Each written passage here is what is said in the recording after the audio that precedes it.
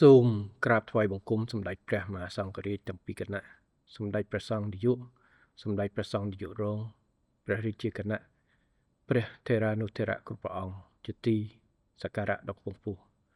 សូមក្រាបបង្គំថ្វាយព្រះករុណាព្រះបាទសម្ដេចព្រះបរមនាថនរោត្តមសីហមុនីព្រះមហាក្សត្រនៃព្រះរាជាណាចក្រកម្ពុជានិងសម្ដេចព្រះមហាក្សត្រីនរោត្តមមុនីនាថសីហនុព្រះវររាជមេដាជាតិខ្មែរក្នុងសេរីភាពសេចក្តីថ្លៃថ្នូរនិងសុភមង្គលបងប្អូនជនរួមជាតិជាទីគោរពស្រឡាញ់នៅក្នុងបរិបទដែលស្ថានភាពនៅតាមតំបន់ព្រំដែនកម្ពុជាថៃបានធូរស្រាលមួយកម្រិតបន្ទាប់ពីបទឈប់បាញ់ចូលជាធរមានកាលពីវេលាម៉ោង 12 ថ្ងៃត្រង់ថ្ងៃទី 27 ខែធ្នូឆ្នាំ 2025នឹងការដោះលែងវីរៈកងទ័ពកម្ពុជាទាំង 18 រូបកាលពីថ្ងៃទី 31 ខែធ្នូឆ្នាំ 2025 ផលលំបាកជាច្រើននៅបន្តមានដូចជាការខូចខាតទាំងស្រុងការខូចខាតធ្ងន់ស្រាលនៅលំនៅឋានរបស់បងប្អូនប្រជាពលរដ្ឋហេដ្ឋារចនាសម្ព័ន្ធស៊ីវិលនិងហេដ្ឋារចនាសម្ព័ន្ធក្នុងមូលដ្ឋាននិងសាធារណៈមួយចំនួនអាវុធយុទ្ធភ័ណ្ឌមិនទាន់ផ្ទុះនៅរាយប៉ាយការវិលត្រឡប់របស់បងប្អូនប្រជាពលរដ្ឋមូលដ្ឋានទៅកាន់លំនៅឋាន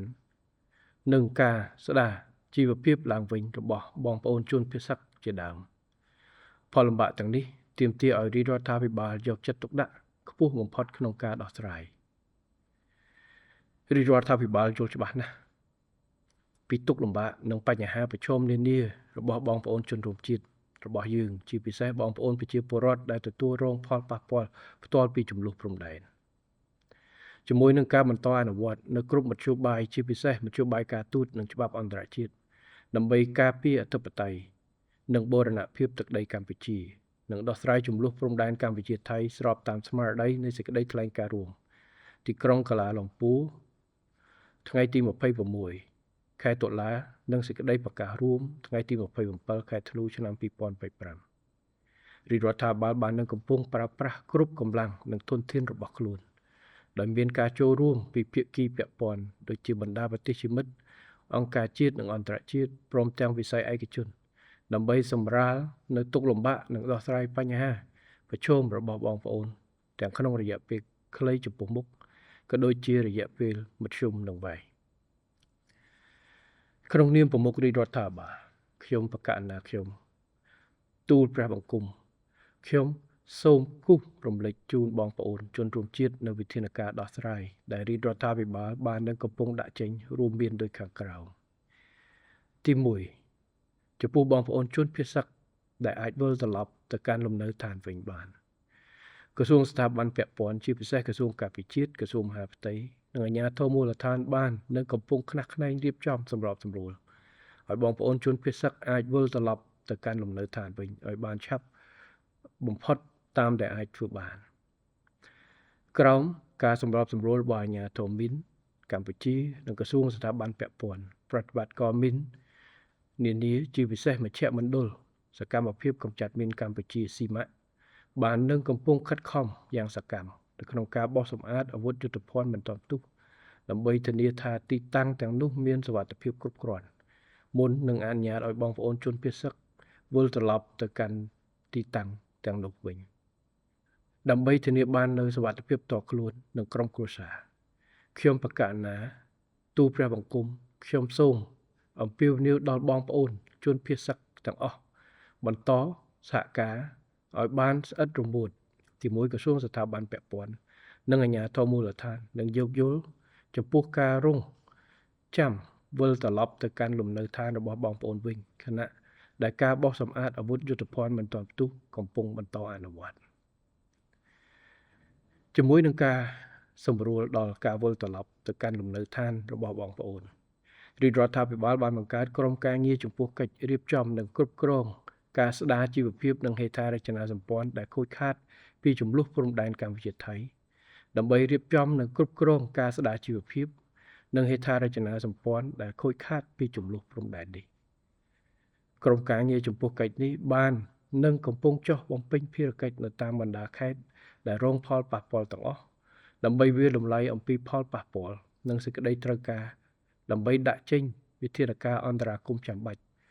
សម្រាប់គាំពៀជីវភាពរស់នៅបងប្អូនជនភៀសសឹកនៅពេលត្រឡប់ទៅកាន់លំនៅឋានវិញសម្ដៅស្ដារជីវភាពនិងជំរុញដំណើរការសកម្មភាពរស់នៅប្រចាំថ្ងៃឡើងវិញឲ្យបានឆាប់រហ័សទន្ទឹមនេះដើម្បីជំរុញដល់ការស្ដារឡើងវិញជីវភាពរបស់បងប្អូនរាជរដ្ឋាភិបាលបានកំពុងវាយតម្លៃជាបណ្ដាៗទៅលើទិដ្ឋភាពសំខាន់ៗ3គឺទី1ផលប៉ះពាល់ទៅលើផលដំណាំទី2ស្ថានភាពបំណុលនិងទី3ការស្ដារឡើងវិញជាបន្ទាន់នៅសេវាសាធារណៈចាំបាច់ជាពិសេសបណ្ដាញទឹកស្អាតអគ្គិសនីនិងទូរគមនាគមន៍រួមទាំងបណ្ដាញដែលស្ថិតនៅក្រោមការវិនិយោគរបស់ប្រតិបត្តិការឯកជនខ្ញុំបកណាទូលព្រះបង្គំខ្ញុំសូមបញ្ជាក់ជូនបងប្អូនជនរួមជាតិថាកន្លងមកនេះធនាគារជាតិនៃកម្ពុជាក្រោមកិច្ចសហការជាមួយសមាគមធនាគារនៅកម្ពុជានិងសមាគមមីក្រូហិរញ្ញវត្ថុកម្ពុជាក៏បានដាក់ចេញនូវវិធានការជួយសម្រួលបន្ទុកដល់យោធិនដែលធ្វើប្រតិបត្តិការផ្ទាល់ក្នុងសមរភូមិក៏ដូចជាប្រជាពលរដ្ឋដែលរងផលប៉ះពាល់ពីចំនួនព្រំដែនដែលរួមមានការលើកលែងកម្រៃនិងផាកពិន័យពាក់ព័ន្ធនឹងឥណទានការទូទាត់សងការប្រាក់និងបញ្ជាពេលទូទាត់សងប្រាក់ដើមនិងការរៀបចំឥណទានឡើងវិញជាដើមបន្ថែម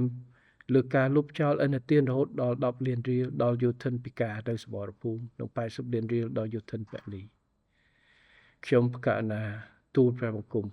ខ្ញុំសូមអំពាវនាវឲ្យសមាគមធនាគារនៅកម្ពុជានិងសមាគមមីក្រូហិរញ្ញវត្ថុកម្ពុជាពិនិត្យលទ្ធភាពជួយ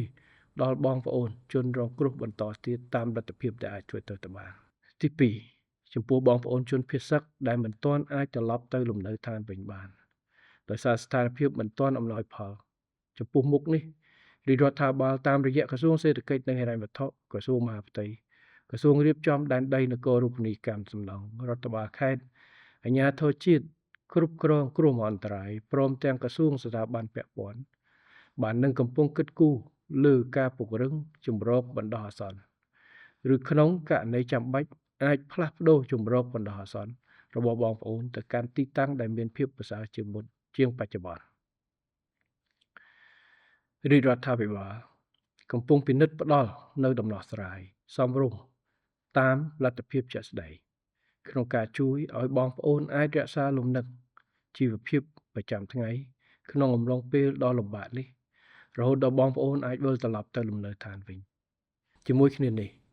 សម្រាប់រយៈពេលបន្ទាប់ក្រសួងមហាផ្ទៃកំពុងដឹកនាំស្រង់ស្ថិតិរបស់បងប្អូនហើយនៅពេលដែលយើងប្រមូលបានទិន្នន័យនិងព័ត៌មានចាំបាច់រាជរដ្ឋាភិបាលតាមរយៈគណៈកម្មការអន្តរក្រសួងដឹកនាំដោយក្រសួងសេដ្ឋកិច្ចនិងវត្ថុពិនិត្យនិងដាក់ចេញនូវវិធានការដោះស្រាយជូនបងប្អូនតាមនីតិវិធីជាធរមាននិងការចាំបាច់ជាក់ស្ដែងនៅពេលឆាប់ខាងមុខនេះបច្ចុប្បន្នដោយមិនរងចាំដល់ការស្រង់ស្ថិតិត្រូវបានធ្វើរួចរាល់នោះទេក្នុងស្មារតីបរិយាសកម្មនិងការទទួលខុសត្រូវខ្ពស់គណៈកម្មការអន្តរក្រសួងកំពុងរៀបចំយ៉ាងសកម្មនៅកិច្ចប្រជុំនិងពិភាក្សាលើជំរើសនានាដើម្បីពិភាក្សារោគដំណោះស្រាយសមស្របជាក់ស្ដែងនិងឆាប់រហ័សជូនបងប្អូនប្រជាពលរដ្ឋយើងទី3ចំពោះហេដ្ឋារចនាសម្ព័ន្ធនៅក្នុងមូលដ្ឋាននិងសាធារណៈដែលបានរងការខូចខាតដែលមានជាអាចសាលារៀនមណ្ឌលសុខភាពពេទ្យបង្អែកផ្សារផ្លូវស្ពានបណ្ដាញទឹកស្អាតអគ្គិសនីនិងទូរគមនាគមន៍ក្រុមការងារចំពោះកិច្ចបាននិងកំពុងវាយតម្លៃផលខូចខាតទាំងនេះហើយរាជរដ្ឋាភិបាលនឹងប្រើប្រាស់ធនធានថវិកាទាំងថវិកាជាតិនិងថវិកាពីដៃគូអភិវឌ្ឍន៍ដើម្បីស្ដារឡើងវិញហេដ្ឋារចនាសម្ព័ន្ធទាំងនេះឲ្យបានឆាប់រហ័សបំផុតតាមស្ថានភាពជាក់ស្ដែងក្នុងឱកាសនេះខ្ញុំបកណាទូលព្រះបង្គំខ្ញុំក៏សូមថ្លែងអំណរគុណផងដែរចំពោះរដ្ឋាភិបាលចិនរដ្ឋាភិបាលសហរដ្ឋអាមេរិកធនាគារអភិវឌ្ឍន៍អាស៊ី ADB បណ្ដាប្រទេសជាមិត្តនិងដៃគូអភិវឌ្ឍន៍ដទៃទៀតដែលបានផ្ដល់ជំនួយជាសម្ភារៈនិងហិរញ្ញប្បទានដល់រាជរដ្ឋាភិបាលដើម្បីជួយសម្រាលទុក្ខលំបាកនិងដោះស្រាយបញ្ហានានាដល់បងប្អូនជនភៀសសឹកជាពិសេស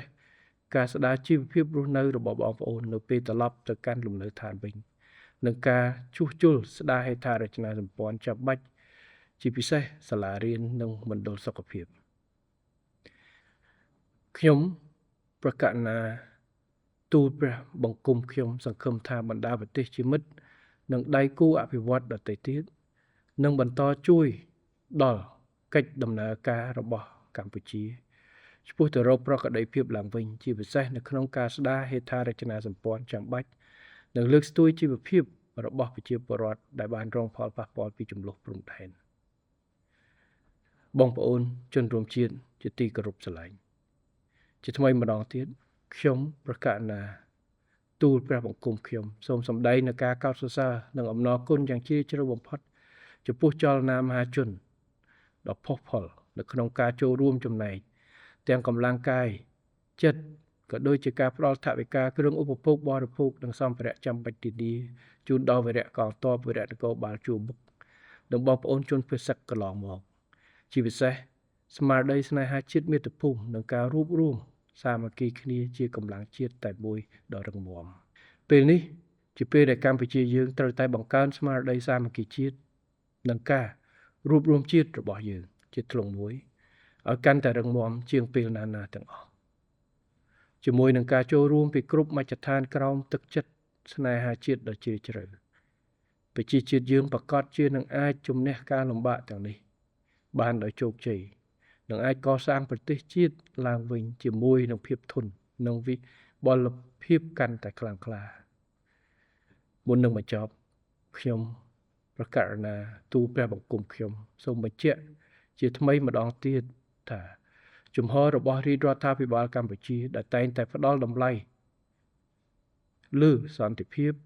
កំពុងព្យាយាមដោះស្រាយបញ្ហាព្រំដែននេះដោយសន្តិវិធីស្របតាមលក្ខណៈបច្ចេកទេសជាមួយនឹងការអនុវត្តតាមច្បាប់អន្តរជាតិសន្ធិសញ្ញាអនុសញ្ញានិងកិច្ចព្រមព្រៀងរវាងប្រទេសទាំងពីរ